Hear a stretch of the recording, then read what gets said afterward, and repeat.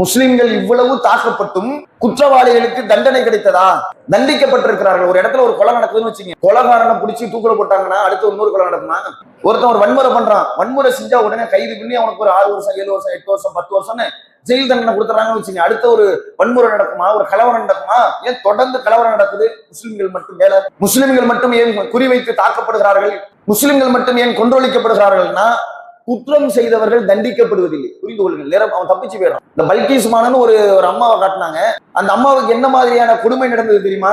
உலகத்திலேயே இந்த மாதிரி எந்த பொம்பளையுமே பாதிக்கப்படல. உலகத்திலேயே இந்தியாவில தான் ஒரு முஸ்லிம் பெண் பாதிக்கப்பட்டிருக்கிறார். அதாவது கருப்பின மக்கள் இருக்கிறாங்களா, அங்கெல்லாம் கல்வியே கிடையாது. அந்த மாதிரியான நாடுகளில் வாழுகிற மக்கள் கூட ஒரு பெண்ணுக்கு இவ்வளவு கொடுமை செஞ்சதில்லை. பல்கீஸ் பானுக்கு என்ன பண்ணாங்க?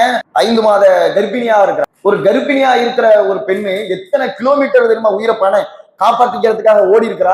ஒவ்வொரு இடமா எங்கேயாவது உதவி கிடைக்குமா மறைஞ்சு பல கிலோமீட்டர்கள் தாண்டி ஓடுறா. குற்றவாளிகளிடம் சிக்கி 5 மாத கர்ப்பிணியாக இருக்கிற அவள் கற்பழிக்கப்பட்டு கூட்டு பாலியல் பல பேர் கற்பழிக்கிறான். அவளுக்கு முன்னாடியே அவங்களுடைய தாய் கற்பழிக்கப்படுகிறாள். அவளுடைய உறவினர்கள் பெண்கள் கற்பழிக்கப்படுகிறார்கள். தந்தை நிர்வாணப்படுத்தப்பட்டு கொலை செய்யப்படுகிறாள். தாய் கற்பழிக்கப்பட்டு கொலை செய்யப்படுகிறாள்.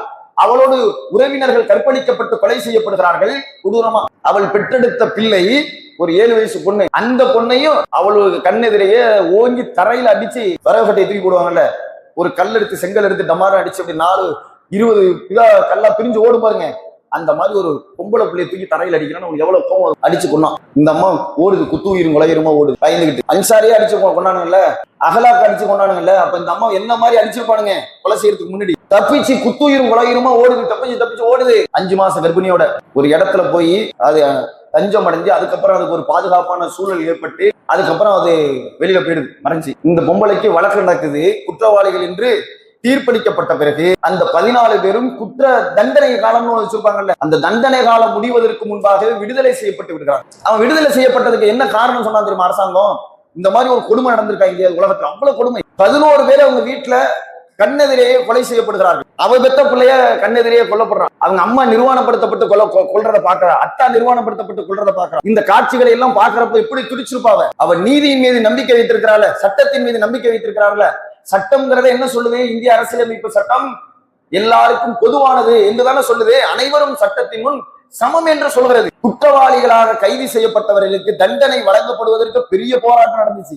அது வேற. அந்த போராட்டத்தை எல்லாம் கடந்து தண்டனை பெற்று தரப்படுகிறது. பெற்று தந்த பிறகு அந்த தண்டனை காலம் முடிவதற்கு முன்பு குற்றவாளிகள் விடுதலை செய்யப்படுகிறார். விடுதலை பண்றதுக்கு என்ன காரணம் சொன்னாங்க தெரியுமா? அந்த தண்டனை காலத்தை குறைக்க. இவர்கள் உயர் வகுப்பை சார்ந்தவர்கள். அல்ஹம்துலில்லாஹ். அஸ்ஸலாமு அலைக்கும் வரஹ்மத்துல்லாஹி வபரகாத்துஹு. கண்ணியத்திற்குரிய எல்லாம் வல்ல அல்லாஹ்வுடைய நல்லடியார்களே, தமிழ்நாடு தௌஹீத் ஜமாத் அறந்தாங்கி கிளை சார்பாக ஏற்பாடு செய்யப்பட்டிருக்கிற இந்த தர்பியா நிகழ்ச்சியில சமுதாய முன்னேற்றத்தில் இளைஞர்களின் பங்கு என்கிற தலைப்பு எனக்கு இங்கே தரப்பட்டிருக்கிறது. இந்த தலைப்பு தரப்பட்டிருக்கிறதுல இருந்தே நமக்கு என்ன புரியுது அப்படின்னா, முஸ்லிம்களுடைய முன்னேற்றம் பெரிய அளவுல இருந்ததுன்னு வச்சுங்களேன், இந்த தலைப்பு இங்க தரப்படுமா? சமுதாய முன்னேற்றத்தில் இளைஞர்களின் பங்கு. சரியா? தலைப்பை ஞாபகம் வச்சுக்க. அந்த தலைப்புக்குள்ளதான் நம்ம பேசணும். சமுதாய முன்னேற்றத்துல இஸ்லாமியர்கள் தேவையான அளவுக்கு முன்னேறி இருந்தாங்கன்னா இந்த தலைப்பு கொடுத்துருப்பாங்களா? இப்ப நான் புரிஞ்சுக்கிறதுக்கு சொல்றேன். உங்களுக்கு செல்போனை நல்லா யூஸ் பண்ண தெரியும்னு வச்சுக்கீங்க, போன் பண்ண தெரியும், மெசேஜ் அனுப்ப தெரியும். உங்களை கூப்பிட்டு வச்சு போன் எப்படி பண்றதுன்னு கத்துக் கொடுக்கறதுக்கு ஒரு தர்பியா நடத்துவாங்களா? மெசேஜ் எப்படி அனுப்புறதுன்னு நடத்துவாங்களா? ஏன்னா உங்களுக்கு ஆல்ரெடி அது தேவை இருக்குது, தெரியும். போன் பண்றது தெரியும், மெசேஜ் அனுப்புறது தெரியும், எப்படி போனை சார்ஜ் பண்றது, சுவிட்ச் ஆஃப் பண்றது எல்லாமே தெரியும். இதை ஒரு பயிற்சி வகுப்பா உங்களுக்கு கத்துக் கொடுக்க வேண்டியதில்லை. ஒரு நாட்டின் எதிர்காலம் இளைஞர்கள் கையில் இருக்கிறது அப்படின்னாங்க. அதனாலதான் இங்க தலைப்பு தரப்படுகிறது, முஸ்லிம்கள் முன்னேற்றம் அதில் இளைஞர்களின் பங்கு.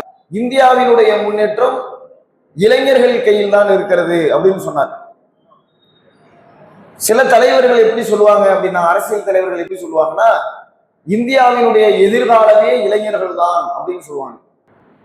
இளைஞர்களுடைய பழக்க வழக்கங்கள் நல்ல பழக்க வழக்கமா இருந்தாக்கா அந்த நாடு அமைதியான நாடாக இருக்கும். அததான் இன்னொரு தலைவர் எப்படி சொல்றாங்க, ஒரு நாட்டினுடைய எதிர்காலம் இளைஞர்கள் கையில் இருக்கிறது.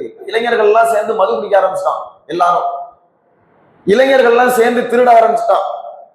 இளைஞர்கள்லாம் சின்ன சின்ன விஷயத்துக்கெல்லாம் அடிச்சுக்கிட்டு சண்டை போட்டுக்கிட்டு ஒருத்தன் கொலை பண்ணிக்கிட்டு யாருக்கும் கட்டுப்படாம இருந்தானா அந்த ஊர் நல்லா இருக்குமா, அந்த குடும்பம் நல்லா இருக்குமா?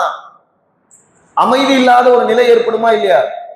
குடும்பத்துல சொந்தக்காரங்க யாராவது அரசாங்க ஊழியரா இருக்காங்களா, வேலை பார்க்கறாங்களா? அரசாங்க வேலை யாருமே வேலை பார்க்கலன்னா அரசாங்க வேலையை நம்ம வாங்குறது பெறுவது கஷ்டமா இல்லையாங்க? அப்ப நமக்கு கூடுதல் கவனம் வேண்டும். அதை புரிந்து கொள்வோமா? முஸ்லிம்களுடைய விஷயங்கள்ல தலையிட்டு, மார்க்க விஷயங்களை தலையிட்டு அதை தடுப்பது, இன படுகொலை செய்வது, அவங்களுடைய பொருளாதாரத்தை சூறையாடுவது, இப்படி நிறைய விஷயங்களை செய்தித்தாள்கள்ல வந்ததெல்லாம் உங்களுக்கு காட்டினாங்க. அப்ப முஸ்லிம்கள் பொருளாதாரத்துல பின்தங்கி இருக்கிறார்கள், அடக்குமுறைக்கு உள்ளாகி இருக்கிறார்கள், ஒரு அச்சமான சூழலில் வாழுகிறார்கள் என்றால் இந்த நிலையை முஸ்லிம்களிடமிருந்து மாற்றுவதற்கு யாரு பாடுபட வேண்டும்? யாரு பாடுபட்டால் இந்த நிலையில் இருந்து முஸ்லிம்கள் ஒரு நிம்மதியான நிலைக்கு வருவார்கள்? இளைஞர்கள் தான் பாடுபட வேண்டும். அதனாலதான் உங்களை கூப்பிட்டது. உங்க அத்தா பையனுமே படிச்சு முஸ்லிம்களுடைய நிம்மதிக்காக பாடுபட முடியுமா? உழைக்க முடியுமா? அவருக்கு 1000 பிரச்சனை இருக்குது. மாசம் ஆனிச்சுன்னா கேஸுக்கு பணம் கொடுக்கணும், ஆட்டோவுக்கு பணம் கொடுக்கணும், கரண்ட் பில்லுக்கு பணம் கொடுக்கணும், வீட்டுக்கு வாடகை கொடுக்கணும், மல்லிகை ஜாமான் வாங்கி போடுங்க, இப்படி 1000 பிரச்சனை இருக்குது.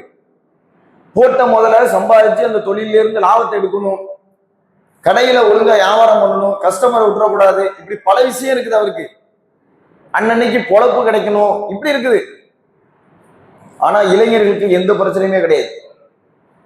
நீங்க உங்களுடைய இந்த வாழ்க்கையை எப்படி நீங்க கழிக்கணும் அப்படின்னா எதிர்கால திட்டமிடலோடு கழிக்கணும். காலையில தூங்கி எந்திரிச்ச உடனே உங்க அம்மா என்ன சொல்லியிருப்பாங்க, தம்பி போய் ஒரு பால் பாக்கெட் வாங்கிட்டு வா அப்படின்னு சொன்னாங்க. எல்லார்ட்டையும் சொல்லலைனாலும் சில பேர்கிட்ட சொல்லியிருப்பாங்கல்ல. பால் பாக்கெட் வாங்கிட்டு வர்றதுக்கு காசு கொடுத்தாங்களா இல்லையா? காசு உங்கள்கிட்ட நீனே போய் வாங்கிட்டு வா அப்படின்னு சொல்லி அனுப்புனாங்களா? காசை கொடுத்து போய் பால் பாக்கெட் வாங்கிட்டு வாங்குறாங்க. இந்த காய்கறி கடைகளை போய் 1 கிலோ தக்காளி வாங்கிட்டு வாப்பா அப்படின்னு சொல்லுவாங்க. காய்கறி கடைக்கு போறதுக்கு என்னென்ன ஜாமான் வாங்கணும் லிஸ்ட கொடுப்பாங்க, காசையும் கொடுப்பாங்க. காசையும் கொடுத்து போய் ஜாமான் வாங்கிட்டு வருவாங்க. நீனே போய் காசை சம்பாரிச்சு வாங்கிட்டு வான்னு சொல்லி அனுப்பியிருக்காங்களா? கிடையாது. அப்ப உங்களுக்கு இந்த குடும்பத்துல எந்த நெருக்கடியும் கிடையாது. கேஸ் பில்லுக்கு காசு வேணும்னு கேட்க மாட்டாங்க, கரண்ட் பில்லுக்கு காசு கொடுன்னு கேட்க மாட்டாங்க, ஈவி பில்லுக்கு காசு கொடுன்னு கேட்க மாட்டாங்க, வாட்டர் பில்லுக்கு காசு கொடுன்னு கேட்க மாட்டாங்க, வீட்டுக்கு வாடகை கொடுக்கணும் காசு கொடுன்னு கேட்க மாட்டாங்க. எதுவும் உங்களுக்கு எந்த பிரச்சனையும் கிடையாது. புரியுதா? அப்ப எந்த பிரச்சனையும் இல்லாத நிலையில் இருக்கக்கூடிய நீங்கள் உங்களுடைய சிந்தனை எல்லாம் எதுவாக இருக்க வேண்டும் என்றால் முன்னேற்றம் குறித்த சிந்தனையோடு இருக்க வேண்டும். எதிர்காலத்துல நம்ம எப்படி இருக்க போறோம் அப்படிங்கிறது ஃபியூச்சர் பிளான் அப்படிம்பாங்க. புரியுதா? இப்ப நம்ம இருக்கிறோம் ஒரு குறைஞ்சபட்சம் ஒரு 65 வருஷம் அல்லது ஒரு 70 வருஷம் உலகத்துல வாழ்வோம்ல. உங்களுக்கு ஒரு 10 வயசு கடந்துச்சுன்னு வச்சுங்க, இன்னும் எவ்வளவு வருஷம் இருக்க போறீங்க? 70 வருஷம்னா 60 வருஷம் இந்த பூமியில வாழ போறீங்க. ஒரு 15 வயசு உங்களுக்கு கடந்துட்டு அப்படின்னா ஒரு கிட்டத்தட்ட ஒரு 55 வருஷம் என்ன பண்ண போறீங்க? இனிமே இந்த பூமியில வாழ போறீங்க. அப்ப இந்த 55 வருஷத்தினுடைய வாழ்க்கையை தீர்மானிக்கக்கூடிய பருவம் எது? இந்த இளைஞர் பருவம் தான். புரியுதா? 55 வருஷம் நீங்க எப்படி டிப் டாப்பா அழகா ட்ரெஸ் போட்டுக்கிட்டு, அயன் பண்ணி ட்ரெஸ் போட்டு, இன் பண்ணி பேண்ட் போட்டு, ஷூ போட்டு வந்தாவ ஒரு ஏசி கார்ல போக போறீங்களா? இல்லைன்னா வேர்வையெல்லாம் ஊத்தி சட்டையெல்லாம் போடாம பனியன் போட்டுக்கிட்டு ஒரு சாலை ஓரத்துல உட்கார்ந்து வியாபாரம் பார்க்க போறீங்களா? அல்லது தள்ளுவண்டி வியாபாரம் பார்க்க போறீங்களா? நெருப்புல நின்று பிரியாணி செட்டில பிரியாணி ஆக்கிட்டு இருக்க போறீங்களா? கஷ்டப்படுற வேலையை பார்க்க போறீங்களாங்கிறத தீர்மானிக்கிற வயசு எது? இந்த பருவம் தான். அப்ப உங்களுக்கு எந்த குடும்பத்துல எந்த பிரச்சனையும் கிடையாது, எந்த நெருக்கடியும் கிடையாது, எந்த சுமையும் உங்களுக்கு குடும்பத்துல ஏற்படுத்தல. நீங்க எப்படி வாழணும்? எதிர்கால திட்டமிடலோடு நீங்கள் வாழ வேண்டும். ஏன் திட்டமிடலோடு வாழணும்? நம்ம முன்னேறிட்டோம்னு வச்சுங்க, ஈஸியா நீங்க முன்னேறிடலாம். இப்போ உங்க சித்தப்பா இன்ஸ்பெக்டரா இருக்கிறாருன்னு வச்சுங்க, உங்க அத்தா, எங்க அத்தா டிஎஸ்பி, இன்ஸ்பெக்டரோட கூடுதல் ரேங்க். உங்க இன்னொரு சித்தப்பா எஸ்ஐ, இன்ஸ்பெக்டரோட ஒரு கீழே உள்ள ரேங்க். அது உங்க பெரியப்பா என்ன பண்றாரு? எங்க பெரியப்பா தாசில்தாரா இருக்காரு. சரி, உங்க சின்னம்மாவுடைய வீட்டுக்காரர் இருக்கிறாருல, உங்களுக்கு சின்னத்தா வேணும்னு அவரு கலெக்டரா இருக்கிறாரு. இப்படி உங்க குடும்பத்துல எல்லாருமே அரசு அதிகாரியா இருக்கிறாங்க அப்படின்னா உங்களுக்கு அரசாங்க வேலை ஈஸியா கிடைச்சிடும். அப்படிதானே? கலெக்டரா உங்க பெரியத்தா இருக்கிறாரு, இன்னொருத்தர் இன்ஸ்பெக்டரா இருக்கிறாரு, டிஎஸ்பியா இருக்கிறாரு, அத்தாவே போலீஸா இருக்கிறாரு. அப்ப உங்களுக்கு அரசாங்க வேலை கிடைக்கிறது கஷ்டமா? ரொம்ப ஈஸி. ஒரு கலெக்டர் இருக்கிறாருன்னு வச்சுங்க, அவருடைய சர்வீஸ்ல ஒரு இடத்துல வேலை பார்க்கிறாருன்னா அவருடைய சர்வீஸ்ல அந்த இடத்துல இருந்து ஒரு வெளியில போறதுக்குள்ளார எவ்வளவு வேலைகள் இருக்குதோ அதுல அரசாங்க கலெக்டருடைய தகுதிக்கு அவர் யாரையாவது நியமிக்கக்கூடிய அந்த தகுதிக்கு நூற்றுக்கணக்கான வேலை இருக்கும். அவர் உங்களுக்கு வேலைன்னு அவர் சைன் பண்ணிட்டாருன்னா உங்களுக்கு வேலை கிடைச்சிடும். நீங்க 8வது படிச்சிருந்தா போதும், 10வது படிச்சிருந்தா போதும், 12வது படிச்சிருந்தா போதும், வேலைக்கு தகுந்த மாதிரி டிகிரி முடிச்சிருந்தா போதும், உங்களுக்கு என்னென்ன வேலை தந்துடலாம். அரசு வேலையை பெறுவது நமக்கு கூடுதல் சுமையாக இருக்கும். உள்ள 4 பேர் இருந்தாலும் ஈஸியா நமக்கு ரூட்டு கிடைக்கும். அப்படி இப்படி சிபாரிசு பண்ணி வேலை கொடுத்துருவான். தகுதி இருந்தா போதும். இப்ப தகுதி இருந்தாலும் நம்மள மாதிரி 1000 பேர் போட்டி போடுவான், நம்மள பேரு 1,00,000 பேர் போட்டி போடுவான். அதுல ஐபிஎஸ் சொந்தக்காரன் இருப்பான், ஐஏஎஸ் படிச்சவனுக்கு சொந்தக்காரன் இருப்பான், டிஎஸ்பிக்கு சொந்தக்காரன் இருப்பான். அவனுக்கு சிபாரிசுல போயிடுவான் ஈஸியா. தகுதி இருக்குல்ல, அவரு சிபாரிசு பண்ண மறுக்க முடியாதுன்னு கொடுத்துருவான். இப்ப நமக்கு யாருமே அரசு ஊழியர்களா இல்ல, குடும்பத்துல சொந்தக்காரங்கள இல்ல. அப்ப நம்ம என்ன செய்யணும்னா கூடுதலான கவனத்தோடு நீங்கள் பயணிக்கணும் இந்த பருவத்தை. ஏன் இவ்வளவு அவலங்களுக்கு இதுதான் மருந்தாக இருக்க போகுது. சும்மா ஒரு வீடியோ படம் போட்டு உங்களுக்கு இப்படி எல்லாம் நம்ம கஷ்டப்படுறோம் பாருங்கன்னு உங்கள்ட்ட கண்ணில இருந்து தண்ணி வர வைக்கிறதுக்கு அந்த படம் போட்டு காட்டினாங்க. இந்த மாதிரி இந்த சமுதாயம் அவலத்தில் சிக்கி இருக்குதுன்னா இதை மாற்றக்கூடிய சக்தி உங்களிடத்தில் தான் இருக்கிறது. உங்களுக்கு தான் அந்த பருவம் இருக்கு. எதிர்கால தலைமுறையாக நீங்கள் இருக்கிறீர்கள். நீங்கள் தான் முஸ்லிம் சமுதாயத்தை அடுத்த தலைமுறை எப்படி இருக்க போகிறது என்பதை தீர்மானிக்கக்கூடியவர்களாக இருக்கிறீர்கள். நீங்க சரியாக இலக்கை நோக்கி பயணித்தீர்கள் என்றால், அதிகாரங்களில் பெறுகிற வகையில உங்களுடைய நிலையை நீங்கள் கவனம் செலுத்தி சென்றீர்கள் என்றால் இந்த நிலைமையெல்லாம் மாறுங்க. புரியுதா? நம்ம முன்னேறத்துக்கு எது தேவை? என்னன்னு சொன்னாங்க அவங்க? முன்னேறத்துக்கு எதுங்க வேணும்? தம்பி உனதான் எந்திரி. அவரு திரும்பி பார்க்காதயா, உன்னதான் நீ திரும்பி பார்த்தா உன்னதான். இங்க இவரு முன்னேறத்துக்கு நமக்கு என்ன வேணும்? நீங்க சொல்லுங்க தம்பி.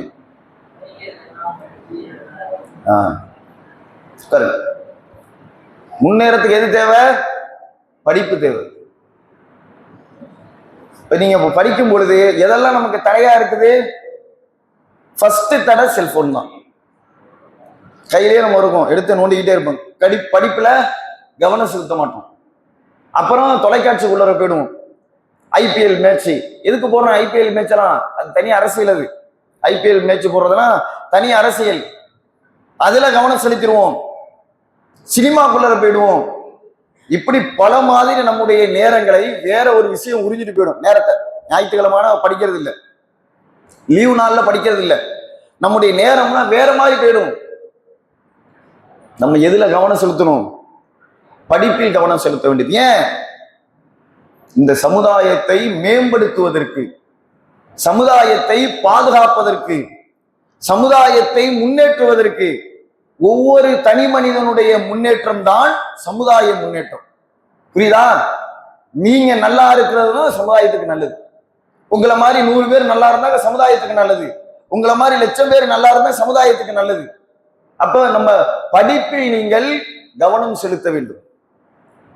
இன்னைக்கு நம்ம இந்திய முஸ்லிம்களுடைய நிலைமை எப்படி இருக்கிறது என்றால், இந்திய முஸ்லிம்களுடைய நிலைமையை சொல்றேன். இந்தியாவிலேயே ஒரு ஏழை சமூகம் இருக்கிறது அப்படின்னா, இந்தியாவிலேயே ஏழை. இந்த அறந்தாங்கி இருக்குல்ல, அறந்தாங்கிலேயே ரொம்ப ஏழையான மக்கள் யார் அப்படின்னு நீங்க எனக்காவது யோசிச்சு பாத்தீங்க. இந்த ஊர்ல நம்ம வாழ்றோம், ரொம்ப ஏழையான மக்கள் யாரு அப்படின்னு யோசிச்சிருக்கோமா? சரி, தமிழ்நாட்டுல ரொம்ப ஏழையான மக்கள் யாரு அப்படி யோசிச்சிருக்கிறோமா? நம்ம இந்தியாவில வாழ்றோம்ல, இந்தியாவிலேயே ரொம்ப ஏழையான மக்கள் யாரு அப்படின்னு யோசிச்சிருக்கிறோமா? இந்தியாவிலேயே ஏழையான மக்கள் யாரு? முஸ்லிம்கள் என்று அரசாங்கம் சொல்கிறது. நம்ம முஸ்லிம்களை எப்படி விளங்கி வச்சிருக்கிறோம்? நல்ல அழகான ட்ரெஸ் போடுறாங்க. முஸ்லிம் அல்லாதவங்கள்ட்ட கூட அப்படி அழகான ட்ரெஸ் கிடையாது. அழகான வீட்டுல இருக்கிறாங்க. எப்ப பார்த்தாலும் அத்தர் பூசிட்டு நீட்டா இருக்கிற மாதிரி இருக்கிறாரு. முஸ்லிம்லாம் வசதியான ஆளு மாதிரியே தெரிகிறாரு தோற்றத்தை பார்த்து. உங்களை பார்த்து அவன் நினைச்சுக்குவான், அவனை பார்த்து நீங்க நினைச்சுக்குவீங்க. முஸ்லிம்கள்லாம் இப்படிதான் இருப்பாங்க போல இருக்கு அப்படின்னு நம்ம நினைச்சுக்கிறோம்ல. ஆனால் அரசாங்கத்துடைய புள்ளி விவரம், அரசாங்கம் அரசாங்கத்தின் சார்பாக ஒரு அறிக்கை வெளியிடப்படுகிறது என்றால் அதற்கு ஆதாரத்தோட தான் அரசாங்கம் வெளியிடும். எவனாவது அரசாங்கத்திட்ட கேள்வி கேட்டான்னு வச்சுங்க, சும்மா நாங்க மேடையில சொல்றதுக்காக சொன்னோம் அப்படின்னு அரசாங்கம் சொல்ல முடியாது. ஏதோ மனசுல நினைச்சேன் அதனால நான் சொன்னேன் அப்படிலாம் அரசாங்கம் சொல்ல முடியாது. இதை எதை வச்சு நீங்க சொல்றீங்கன்னா, இந்த பாருங்க நாங்க இவ்வளவு ஆய்வு பண்ணி இந்த ஆய்வின் முடிவின் வழியாகத்தான் நாங்க சொன்னோம் அப்படின்னு அரசாங்கம் சொல்லணும், ஆதாரம் காட்டணும். அப்படி இந்தியாவில் இருக்கிற முஸ்லிம்களை எல்லாம் ராஜேந்திர சர்ச்சார்ங்கிற ஒரு நீதிபதி அவர் தலைமையில ஒரு குழுவை அமைச்சு அரசாங்கம் அனுப்புது. இந்தியா ஃபுல்லா முஸ்லிம்களுடைய நிலைமைகளை எல்லாம் நீங்க போய் ஆய்வு பண்ணுங்க அப்படின்னு சொல்லி அனுப்புது. அவர் ஆய்வு பண்ணி ஒரு அறிக்கையை அரசாங்கத்திட்ட கொடுக்குறார். அந்த அறிக்கையில என்ன சொல்லப்பட்டிருக்கு தெரியுமா? முஸ்லிம்களுடைய நிலைமை என்ன சொல்லப்பட்டிருக்கிறது தெரியுமா? அதை மாற்றுவதற்கு நீங்கள் பாடுபட வேண்டும் என்பதற்கு தான் இந்த தர்பியாவை புரிந்து கொள்ளுங்கள். 100ல் 42 முஸ்லிம்கள், ஒவ்வொரு 100 முஸ்லிம்களிலும் இந்தியாவில் ஒவ்வொரு 100 முஸ்லிம்களிலும் 42 முஸ்லிம்கள் ஒரு நாளைக்கு ஒருவேளை உணவு உண்ணக்கூடியவர்களாக இருக்கிறார்கள். புரியுதா? காலைல சாப்பிட்டோமா, மதியான சாப்பாடு ஆக்கிட்டு இருக்கிறாங்க, வீட்டுக்கு போனா நைட்டு சாப்பாடு, இப்படி நமக்கு 3 வேளை சாப்பாடு கிடைச்சிட்டு நம்ம நினைக்கிறோம். உங்களை எல்லாம் சேர்த்து அரசாங்கம் சொல்ற கணக்கெடுப்பு என்ன? 100 முஸ்லிம்கள 42 முஸ்லிம்கள் ஒருவேளை உணவு உண்றான் அப்படிங்குது. நம்ம 3 வேளை இங்க சாப்பிடுறத நம்ம நினைச்சுக்கிட்டு இருக்கோம்னா இப்ப இன்னொரு இடத்துல என்ன பண்ணுது? இதை தாண்டி பெரிய அளவுல ஏழையில இருக்கிறாங்கன்னு அர்த்தம். புரியுதா? ஒருவேளை உணவுனா எவ்வளவு கஷ்டத்துல இருக்கான்னு புரியுதா? காலையில ஒருத்தன் சாப்பிட்டா திரும்பி மதியானம் சாப்பிட முடியாது, திருப்பி நைட்டு சாப்பிட முடியாது. அடுத்த நாள் காலையில தான் அவன் சாப்பிடணும், அவன் பொண்டாட்டி சாப்பிடணும், அவனுடைய பிள்ளைங்கெல்லாம் சாப்பிடணும். சின்ன சின்ன கை குழந்தைங்க வரைக்கும், பால் குடிக்காம சாப்பிடுவாங்கல்ல அந்த குழந்தைங்க வரைக்கும். அதுக்கு இடையில பசிச்சா கூட அவனால உணவு கொடுக்க முடியாது, தண்ணியை தான் குடிச்சுக்குவாங்க பசி ஆத்துறதுக்கு. அவ்வளவு வறுமைகளில் யார் இருக்கிறாங்க? முஸ்லிம்கள் இருக்கிறார்கள். நம்ம மார்க்கம் என்ன சொல்லி தந்திருக்கிறது நமக்கு? முஸ்லிம்கள்லாம் யாரா? முஸ்லிம்லாம் யாருங்க? கரெக்டா சொல்லுங்க. ஒரு ஹதீஸ் இருக்கு இதுல. முஸ்லிம்லாம் யாரு? சகோதரர்கள் தான். முஸ்லிம்லாம் யாரு? அதை தாண்டி அர்த்தம் ஒரு இன்னொன்னு.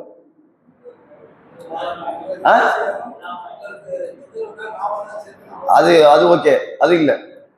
அது சிறந்த முஸ்லிம், செயலால் சிறந்த முஸ்லிம். முஸ்லிம்னா யாரு?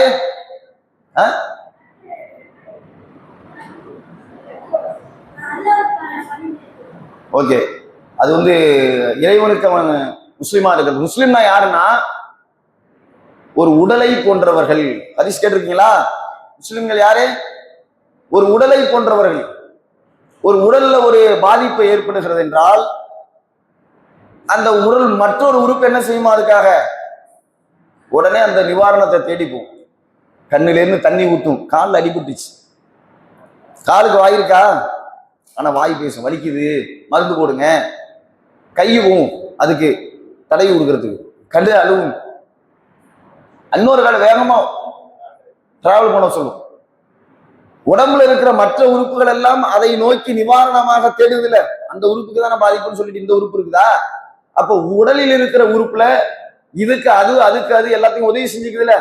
எனக்கு என்னன்னா எதுவும் பெறுறது இல்லை. அது மாதிரிதான் ஒரு முஸ்லிம் என்றார்கள். ஒரு உடலை போன்றவர்கள். வேற உடலா நீ பாக்குற, அவன் வேற ஒருத்தன், நீ வேற ஒருத்தன், நீ பாக்குற. ஆனால் மார்க்கம் சொல்வது உடல் மாதிரிப்பா. அவனுக்கு ஒரு பாதிப்புனா நீ நிக்கணும் களத்துல. அப்படின்னு மார்க்கம் சொல்லி தந்திருக்குதா? சொல்லி கொடுத்துருக்கா இல்லையா? அப்ப இன்னைக்கு முஸ்லிம்களுடைய நிலைமை என்ன? ஒரு நாளைக்கு ஒருவேளை உணவு உண்ணக்கூடியவர்களாக முஸ்லிம் சமுதாயம் இருந்து கொண்டிருக்கிறது. அதை மாத்தணுமா இல்லையா? நம்ம மாத்தணும்ல. அப்ப நம்ம என்ன செய்யணும்? நல்ல படிச்சு துறை ரீதியாக வல்லுநர்களாக அதிகாரங்களிலே நாம் அமர வேண்டும். ஏன் அதிகாரங்கள்ல அமரணும்? இந்த வீடியோக்கள்ல நீங்க பார்த்து என்ன புரிஞ்சுக்கிட்டீங்க? முஸ்லிம்கள் இவ்வளவு தாக்கப்பட்டும் குற்றவாளிகளுக்கு தண்டனை கிடைத்ததா? தண்டிக்கப்பட்டிருக்கிறார்கள். ஒரு இடத்துல ஒரு கொலை நடக்குதுன்னு வச்சுங்க, கொலைகாரனை பிடிச்சி தூக்குல போட்டாங்கன்னா அடுத்து இன்னொரு கொலை நடக்குமா? ஒருத்தன் ஒரு வன்முறை பண்றான், வன்முறை செஞ்சா உடனே கைது பண்ணி அவனுக்கு ஒரு 6 வருஷம் 7 வருஷம் 8 வருஷம் 10 வருஷம்னு ஜெயில் தண்டனை கொடுத்துறாங்கன்னு வச்சுங்க, அடுத்த ஒரு வன்முறை நடக்குமா? ஒரு கலவரம் நடக்குமா? ஏன் தொடர்ந்து கலவரம் நடக்குது? முஸ்லிம்கள் மட்டும் மேல, முஸ்லிம்கள் மட்டும் ஏன் குறிவைத்து தாக்கப்படுகிறார்கள்? முஸ்லிம்கள் மட்டும் ஏன் கொன்றொழிக்கப்படுகிறார்கள்னா குற்றம் செய்தவர்கள் தண்டிக்கப்படுவதில்லை. புரிந்து கொள்ளுங்கள். நேரம் அவன் தப்பிச்சு போயிடறான். இந்த பல்கீஸ் மானன்னு ஒரு அம்மாவை காட்டினாங்க. அந்த அம்மாவுக்கு என்ன மாதிரியான கொடுமை நடந்தது தெரியுமா? உலகத்திலேயே இந்த மாதிரி எந்த பொம்பளையுமே பாதிக்கப்படல. உலகத்திலேயே இந்தியாவில ஒரு முஸ்லிம் பெண் பாதிக்கப்பட்டிருக்கிறார். அதாவது கருப்பின மக்கள் இருக்கிறாங்களா, அங்கெல்லாம் கல்வியே கிடையாது. அந்த மாதிரியான நாடுகளில் வாழுகிற மக்கள் கூட ஒரு பெண்ணுக்கு இவ்வளவு கொடுமை செஞ்சதில்லை. இந்த பல்கீஸ் பானுக்கு என்ன பண்ணாங்க? 5 மாத கர்ப்பிணியா இருக்கிறார். ஒரு கர்ப்பிணியா இருக்கிற ஒரு பெண்ணு எத்தனை கிலோமீட்டர் தெரியுமா உயிரை காப்பாத்திக்கிறதுக்காக ஓடி இருக்கிறா? ஒவ்வொரு இடமா எங்கேயாவது உதவி கிடைக்குமா உதவி கிடைக்குமா உதவி கிடைக்குமா மறைஞ்சு மறைஞ்சு மறைஞ்சு மறைஞ்சு மறைஞ்சு மறைஞ்சு பல கிலோமீட்டர்கள் தாண்டி ஓடுறா. குற்றவாளிகளிடம் சிக்கி 5 மாத கர்ப்பிணியாக இருக்கிற அவள் கற்பழிக்கப்பட்டு கூட்டு பாலியல், பல பேர் கற்பழிக்கிறான். அவளுக்கு முன்னாடியே அவங்களுடைய தாய் கற்பழிக்கப்படுகிறாள். அவளுடைய உறவினர்கள் பெண்கள் கற்பழிக்கப்படுகிறார்கள். தந்தை நிர்வாணப்படுத்தப்பட்டு கொலை செய்யப்படுகிறாள். தாய் கற்பழிக்கப்பட்டு கொலை செய்யப்படுகிறாள். அவளோடு உறவினர்கள் கற்பழிக்கப்பட்டு கொலை செய்யப்படுகிறார்கள். கொடூரமா அவள் பெற்றெடுத்த பிள்ளை ஒரு 7 வயசு பொண்ணு. அந்த பொண்ணையும் அவளுக்கு கண்ணெதிரையே ஓங்கி தரையில அடிச்சு வரவகட்டையை தூக்கி போடுவாங்கல்ல, ஒரு கல் எடுத்து செங்கல் எடுத்து டமாரம் அடிச்சு அப்படி 4-20 இதா கல்லா பிரிஞ்சு ஓடும் பாருங்க. அந்த மாதிரி ஒரு பொம்பளை பிள்ளையை தூக்கி தரையில் அடிக்கிறான்னு அவனுக்கு எவ்வளவு கோவம் இருக்கும். அடிச்சு கொன்னான். இந்த அம்மா ஓடுது, குத்து உயிரும் கொலையுமா ஓடுது பயந்துகிட்டு. அன்சாரியே அடிச்சு கொண்டானுங்கல்ல, அகலாக்கு அடிச்சு கொண்டானுங்கல்ல. அப்ப இந்த அம்மா என்ன மாதிரி அடிச்சிருப்பானுங்க கொலை செய்யறதுக்கு முன்னாடி. தப்பிச்சு குத்துயிரும் கொலையுமா ஓடுது, தப்பிச்சு ஓடுது. 5 மாச கர்ப்பிணியோட ஒரு இடத்துல போய் அது தஞ்சம் அடைஞ்சு அதுக்கப்புறம் அதுக்கு ஒரு பாதுகாப்பான சூழல் ஏற்பட்டு அதுக்கப்புறம் அது வெளியில போயிடுது மறைஞ்சி. இந்த பொம்பளைக்கு வழக்கு நடக்குது. குற்றவாளிகள் என்று தீர்ப்பளிக்கப்பட்ட பிறகு அந்த 14 பேரும் குற்ற தண்டனை காலம்னு வச்சிருப்பாங்கல்ல, அந்த தண்டனை காலம் முடிவதற்கு முன்பாகவே விடுதலை செய்யப்பட்டு விடுகிறார்கள்.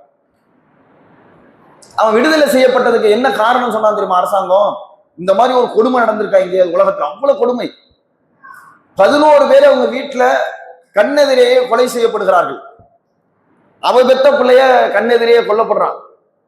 அவங்க அம்மா நிர்வாணப்படுத்தப்பட்டு கொல்றதை பாக்குறா, அத்தா நிர்வாணப்படுத்தப்பட்டு கொல்றதை பாக்குறா. இந்த காட்சிகளை எல்லாம் பாக்குறப்ப எப்படி துடிச்சிருப்பாவ. அவ நீதியின் மீது நம்பிக்கை வைத்திருக்கிறாள், சட்டத்தின் மீது நம்பிக்கை வைத்திருக்கிறார்கள. சட்டம்ங்கிறத என்ன சொல்லுது? இந்திய அரசியலமைப்பு சட்டம் எல்லாருக்கும் பொதுவானது என்றுதானே சொல்லுது. அனைவரும் சட்டத்தின் முன் சமம் என்று சொல்கிறது. குற்றவாளிகளாக கைது செய்யப்பட்டவர்களுக்கு தண்டனை வழங்கப்படுவதற்கு பெரிய போராட்டம் நடந்துச்சு, அது வேற. அந்த போராட்டத்தை எல்லாம் கடந்து தண்டனை பெற்றுத்தரப்படுகிறது. பெற்று தந்த பிறகு அந்த தண்டனை காலம் முடிவதற்கு முன்பு குற்றவாளிகள் விடுதலை செய்யப்படுகிறார்கள். விடுதலை பண்றதுக்கு என்ன காரணம் சொன்னாங்க தெரியுமா? அந்த தண்டனை காலத்தை குறைக்கிறது. இவர்கள் உயர் வகுப்பை சார்ந்தவர்கள், புரியுதா? இவெல்லாம் அவாளா இருக்கிறா, இவங்க போய் ஜெயில இருக்கலாமா? அவாள்லாம் இப்படி ஜெயில இருக்கலாம். அவாள்னாலே நல்லவனாதான் ஏன் இப்ப பல்கீஸ் மானுக்கு இவ்வளவு குடும்பம் பண்ணான் அப்படின்னா அவனை விடுதலை பண்ணிட்டாங்க. மறுபடியும் கொஞ்சம் போராடி அதுக்கப்புறம் வேற நடந்திருக்குன்னு வச்சுங்க. அப்ப என்ன நீங்கள் புரிந்து கொள்கிறீர்கள்? முஸ்லிம்களுக்கு அநீதி இழைக்கப்பட்டால் கூட குற்றவாளிகள் தப்பிக்கிறார்கள். அப்ப முஸ்லிம்கள் பாதுகாக்கப்பட வேண்டும் என்றால் அந்த இடத்துல நம்ம போய் உட்காரணும். நீதிபதிகளாக நாம் அமர வேண்டும், அரசாங்க அதிகாரிகளாக நாம் அமர வேண்டும், அரசு துறைகளிலே முஸ்லிம்கள் பெரும்பகுதியானவர்கள் கால் பதிக்க வேண்டும். நம்ம இருக்கமா இன்னைக்கு? இல்லைங்கிறதுக்கு சாட்சி என்ன? உங்க குடும்பத்துல எத்தனை பேர் அரசு ஊழியர்கள், அரசு அதிகாரிகள் எத்தனை பேர் இருக்கிறாங்க? வெளிநாட்டுல எத்தனை பேர் இருக்கிறாங்கன்னு சொல்லுங்க. ஞாபகம் இருக்கா? அது வேணும், அதை கரெக்டா சொல்லிக்கணும் நம்ம. அப்ப புரியுதா முஸ்லிம்களோட நிலைமை? எங்க அத்தா வெளிநாட்டுல இருக்காருன்னு சொல்லுவீங்க, எங்க சின்னத்தா வெளிநாட்டுல இருக்கிறாங்க. அது 2 நாளைக்கு முன்னாடி தான் எங்க சின்னம்மா பொண்ணுக்கு கல்யாணம் இருந்துச்சு. மாப்பிள்ளை எங்க இருக்காரு? அவரே பயணத்திலேருந்து தான் வந்திருக்காரு லீவுக்கு, கல்யாணத்துக்காக. இந்த 10 நாள்ல போயிடுவார். எவ்வளவு பேர் நம்ம விரல விட்டு சொல்லிக்கிட்டே இருக்கலாம், இவங்க அவங்க அவங்க இவங்க பக்கத்து வீடு எய்த்த வீடு எல்லாருமே இருக்கிறாங்க. ஆனா அரசு ஊழியர்களை யார் இருக்காங்கன்னு தெரியாது. அப்ப புரியுதா இந்திய முஸ்லிம்களுடைய நிலைமை? நம்ம அரசு அதிகாரங்கள் பெறாததினால் நமக்கு இழைக்கப்படுகிற அநீதிகளுக்கு நீதி மறுக்கப்படுகிறது. முதல் விஷயத்தை புரிஞ்சுங்க. இந்த நீதியை யார் பெற்றுத் தருவது? இன்றைய தலைமுறையாக இருக்கிற நீங்கள் தான் அந்த நீதியை பெற்றுத்தர முடியும். அந்த நீதி பறிபோகாமல் அதை பாதுகாக்க முடியும். புரிந்து கொள்ளுங்கள். அதுக்குதான் இந்த வகுப்பெல்லாம். இன்னைக்கு இந்தியாவுடைய அரசியலமைப்பு சட்டத்துல அரசியலமைப்பு சட்டம் தான் அனைவருக்கும் நீதி சமமானதுன்னு சொல்லப்பட்டிருக்கக்கூடிய நீதிமன்றங்களில் இன்றைக்கு கொள்ளைபுறமாக சண்பரிவாரங்கள் அதிகாரங்களை கைப்பற்றி கொண்டிருக்கிறார்கள். அதுக்கு நிறைய தீர்ப்பு இருக்குது. நீதிமன்றங்கள் அளித்த தீர்ப்புகளே சாட்சிகளாக இருக்குது. இருந்தாலும் வெளிப்படையாக சில பேர் சொல்றான். கபில் சிபில் என்று ஒரு வழக்கறிஞர், மூத்த வழக்கறிஞர், இந்தியாவில் மிகப்பெரிய மூத்த வழக்கறிஞர். அவர் 50 வருஷம் கபில் சிபில் வழக்கறிஞராக இருந்திருக்கிறார். அவர் சொல்றாரு, என்ன சொல்றாருன்னா, உச்ச நீதிமன்றம் தான் இந்தியாவிலேயே உயர்ந்தபட்ச அதிகாரம் பெற்ற ஒரு நீதிமன்றம். உச்ச நீதிமன்றத்தில் நீதி கிடைக்கும் என்று நீங்கள் நம்பினால் அது உங்களுடைய எண்ணம் தவறானது என்று கபில் சிபில் சொல்கிறார். புரியுதா?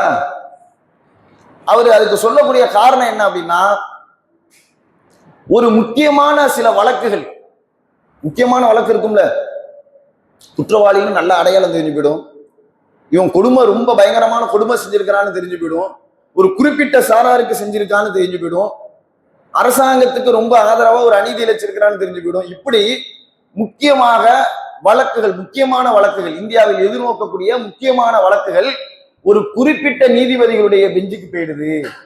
அப்புறம் எப்படி அவங்களுக்கு நீதி கிடைக்குங்கிறது? அப்ப என்ன நடந்திருக்குதுன்னு புரியுதா?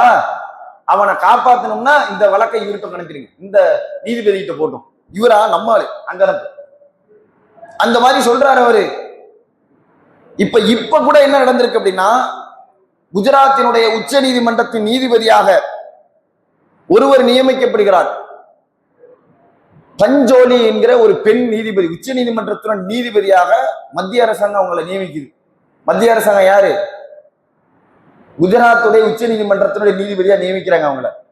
அதுல என்ன பிரச்சனைனா, அவங்களுக்கு முன்னாடி 57 வழக்கறிஞர்கள் இருக்கிறாங்க சீனியாரிட்டி. இந்த அம்மா 58ஆவதா இருக்கு. 58ஆவதா இருக்கிற ஒரு நீதிபதியை, ஒரு பெண்ணை கொண்டு போய் உச்ச நீதிமன்ற நீதிபதியாக நாங்க நியமிக்கிறோம் அப்படின்னு சொல்லி இது ஒரு சர்ச்சை ஓடுது. என்ன நம்ம புரிந்து கொள்ள வேண்டி இருக்கிறது? நீதிமன்றங்களில் கூட இன்றைக்கு நீதி முறையாக வழங்கப்படுவது இல்லை, ஒரு குறிப்பிட்ட பெஞ்சுக்கு போயிடுது அப்படின்னு கபில் சிபில் சொல்றாருன்னா, முஸ்லிம்களுடைய வழக்குகள் எப்படி பார்க்கப்படும்? முஸ்லிம்களுக்கு நியாயம் எப்படி வழங்கப்படும்? நம்ம முஸ்லிம்களை பாதுகாக்க வேண்டிய இடத்தில் இன்னைக்கு நம்ம தான் முதலில் இருக்கணும். இன்னைக்கு நமக்கு பாதிப்பு ஏற்படுதுன்னா அந்த பாதிப்பை ஒரு நீதிமன்றத்திலேயோ இல்ல அரசாங்கத்திலேயோ முறையிடக்கூடிய வழக்கறிஞர்களாக இருந்து வாதிட்டு அந்த நீதியை பெற்றுத் தருகிற இடத்தில் இஸ்லாமிய சமுதாயம் இருக்குதா? நான் கேட்கிறேன். அப்படி நம்ம உருவாகி இருக்கோமா? நம்ம அத்தா முன்னாடி தலைமுறையா இருந்தார், அப்படி உருவாக்கி வச்சிருக்காங்களா? இளைய தலைமுறைய உங்க தாத்தா இருந்தாரு, உங்க தாத்தா அது மாதிரி ஒரு தலைமுறையை உருவாக்கி வச்சிருந்திருக்காரா? முஸ்லிம்களுக்கு அநீதி இழைக்கப்பட்டால் நம்ம எதை எதிர்நோக்கி போக? நீதிமன்றத்தை தான் நம்ம நம்புறோம். நீதிமன்றத்துல போய் இந்த மாதிரி அநீதி இழைச்சிட்டாங்க முஸ்லிம்களுக்குன்னு வாதாடி குற்றவாளிகளுக்கு தண்டனையை பெற்றுத் தருகிற இடத்தில் முஸ்லிம் சமூகம் இருக்குதா? அப்படி இன்னைக்கு நம்ம உருவாக்கிட்டு இருக்கோமா? கிடையாது. இந்தியாவே கண்டித்த, அதாவது இந்தியாவில் நடந்த மிகப்பெரிய கலவரங்களில் உண்டு குஜராத் கலவரம். உலக நாடுகளே கண்டிச்சிச்சு அந்த கலவரத்தை. மோடி முதலமைச்சரா இருக்கிறாரு, அமெரிக்கால மோடிக்கு விசா ரத்துங்கிறாங்க. அமெரிக்காவுக்குள்ளார மோடி வரக்கூடாது, நாங்க விசா தர மாட்டோம் அப்படின்னு அமெரிக்கா சொல்லுகிறது, முதலமைச்சரா மோடி இருக்கிறப்ப. அப்படி சொன்னிச்சுல, அப்ப எவ்வளவு பெரிய கலவரமாக பார்த்தார்கள். 2000 முஸ்லிம்கள் படுகொலை செய்யப்பட்டார்கள் இல்லையா? அந்த கலவரத்தில் பாதிக்கப்பட்ட முஸ்லிம்களுக்கு முஸ்லிம்கள் வழக்கறிஞர்களாக இருந்து குற்றவாளிக்கு தண்டனை வாங்கி கொடுத்தாங்களா? சொல்லுங்க பாபு. எப்படி ஜீரோவா இருக்குன்னு புரியுதா? நம்ம ரோட்ல நின்று கத்திக்கிட்டே இருந்தா உங்களுக்கு எல்லாம் நீங்க அதிகாரங்களை கைப்பற்றுவீங்களா? நிம்மதியான ஒரு வாழ்க்கையை நீங்க வாழ்ந்துருவீங்களா? இப்ப சங்பரிவாரங்களுடைய கட்டமைப்பை பற்றி நாம் தெரிஞ்சு வைத்திருக்கிறோமா? இப்ப நினைச்சான்னு வச்சுங்க, ஒரு ஊர்வலத்துல பூந்து எல்லாத்தையும் கலவரம் பண்ணிட்டு உங்களுடைய 50 வருஷ உழைப்பை சொத்தை சேதப்படுத்திட்டு போயிட்டே இருப்போம். அவனுக்கு தெரியும் அதை எப்படி அதை காய் நகர்த்துறதுன்னு. அவனை எதிர்கொண்டு நிற்கிற திராணி நம்மிடத்தில் இருக்கிற சட்டப்பூர்வமாக இருக்கா? இந்த பல்கீஸ் பானுக்கு யாரு நீதி பெற்று தருவதற்கு போராடினது? பீட்டாஸ் அகர்வால் என்கிற ஒரு பெண்ணு, சமூக செயல்பாட்டாளர், முஸ்லிம். அங்க முஸ்லிம் போராடுறாங்க. சொல்லுங்க பாப்போம். பீட்டாஸ் அகர்வால் என்கிற ஒரு பெண்ணு தான் பல்கீஸ் பானுடைய நடந்த கொடுமையை வெளி உலகத்துக்கு சொல்றான். நீதிமன்றத்துக்கு போனாக்க அங்க நீதிமன்றத்துல நியாயம் கிடைக்காத நிலை ஏற்படும். அவன் தான் ஃபைட் பண்ணி குஜராத்திலிருந்து வேற மாநிலத்துக்கு அந்த வழக்கை கொண்டு போறான். குற்றவாளிகள் தான் என்று அடையாளப்படுத்துவதற்கு அவ்வளவு விஷயங்களின் சாட்சிகளை அளிக்கிற பொழுது அந்த சாட்சியங்களை நிறுவி அந்த தீர்ப்பு கிடைப்பதற்கு பாடுபட்டார். முஸ்லிம்களிடத்தில் அந்த மாதிரி ஃபைட் பண்ணி நீதியை பெற்றுத் தருகிற நிலையில் இந்த சமூகம் உருவாக்கப்படவில்லை. அந்த தவறை நீங்கள் செய்துவிடக் கூடாது என்பதுதான் எங்களுடைய நோக்கம். நாங்க அப்படி உருவாக்கப்படல. இன்னைக்கு இங்க யாரும் வழக்கறிஞர் IPS IAS உட்காரல. சமுதாயத்தை பாதுகாக்கிறதுக்குரிய அதிகாரங்கள் மட்டத்துல நாங்க இல்ல. எங்களுக்கு முன்னோர்கள் அப்படி சொல்லித் தரப்படவில்லை. இது மாதிரி தர்பியா வகுப்புகள் நடக்குதுல்ல, எங்களுக்கு அது மாதிரி நாங்க இளைஞர்களா உங்களை மாதிரி 10 வயசு 12 வயசுல 15 வயசு இளைஞர்களா இருக்கிறப்ப இது மாதிரி எங்களுக்கு தர்பியா நடத்திருக்கிறாங்களா? கேளுங்க உங்க அத்தாட்ட. இது மாதிரி நாங்களா, நான் போனேன்னா தான் அப்படி, அது மாதிரி நீங்க எல்லாம் போயிருக்கீங்களா தான் கேளுங்க. ஒரு வகுப்பு கூட எங்களுக்கு நடந்தது கிடையாது. கல்வி குறித்த எந்த ஆர்வமூட்டலும் எங்களுக்கு கிடையாது. சமுதாயத்தை பாதுகாப்பதற்கு அதிகாரங்களை பெற வேண்டும் என்கிற அந்த உணர்வை எங்களுக்கு ஊட்டியது கிடையாது. அதனால இன்னைக்கு இவ்வளவு பாதிப்பு ஏற்படுகிறது. நாங்களும் ரோட்ல கத்திட்டு தான் இருக்க முடியுது. கோர்ட்ல ஒரு லாயராவோ நீதிபதியாவோ எங்களால இருக்க முடியல, அமர முடியல. கல்வி இல்லை, எங்கள்கிட்ட அதிகாரம் இல்லை. அந்த தவற மறுபடி நடந்துடக்கூடாதுங்கிறதுக்கு உங்களை கூப்பிட்டு வச்சு இவ்வளவு சொல்லிட்டு இருக்காங்க. அதெல்லாம் நீங்க கவனிங்க. இந்த கல்வியில நம்ம கவனம் செலுத்தி அதிகாரங்களை நாம் பெற வேண்டும். எதுக்கு நான் சொல்றேன் அப்படின்னா, நமக்கு இந்த உலகத்துக்கு பிறகு மறுமைன்னு ஒண்ணு இருக்குது. அதுல நம்ம வெற்றி பெற வேண்டும் என்றால் சமூகத்திற்கு நாம் பாடுபடும். மார்க்கம் அப்படிதான் சொல்லுது. மார்க்கமா இஸ்லாம்னா என்ன? இஸ்லாம்னா என்னங்க? பிறர் நலம் நாடுவதுதான் இஸ்லாம். நாளை மறுமையில அல்லாஹ் இது குறித்தாலும் நம்மள்கிட்ட கேட்பான். அப்ப மார்க்கத்தில் சொல்லப்படுகிற அந்த அறிவுரைகளை கேட்டு அதை சரியான முறையிலே நாம் புரிந்து கொண்டு மார்க்கத்தினுடைய அந்த அறிவுரைகளோடு நாம் இந்த உலகத்திலே பயணிக்கிற பொழுது எவ்வளவு எதிர்ப்புகள் வந்தாலும் நம்ம தனி மனிதனாக இருந்தால் கூட அச்சப்படாமல் போராடுவோம். புரிந்து கொள்ளுங்கள். ஒரு தனி மனிதனாக இருந்து அச்சப்படாமல் போராட வேண்டும் என்றால் உங்களுக்கு மார்க்கம் குறித்த சரியான புரிதல் உங்களிடத்தில் இருக்க வேண்டும். மார்க்கத்தை கடைபிடிக்கக்கூடியவர்களாக நீங்கள் இருக்க வேண்டும். இறைவனை டெய்லி வணங்கக்கூடிய முஸ்லிம்களாக நீங்கள் இருக்க வேண்டும். புரிந்து கொள்ளுங்கள். அப்பதான் அந்த இறையச்சம் உங்களுடைய உள்ளத்திலே நிறைந்திருக்கும். எதிரிகளுடைய அச்சம், எவ்வளவு பெரிய எதிரிப்படை வந்தாலும் அதை சாதாரணமாக நீங்கள் எடை போடுவீர்கள்.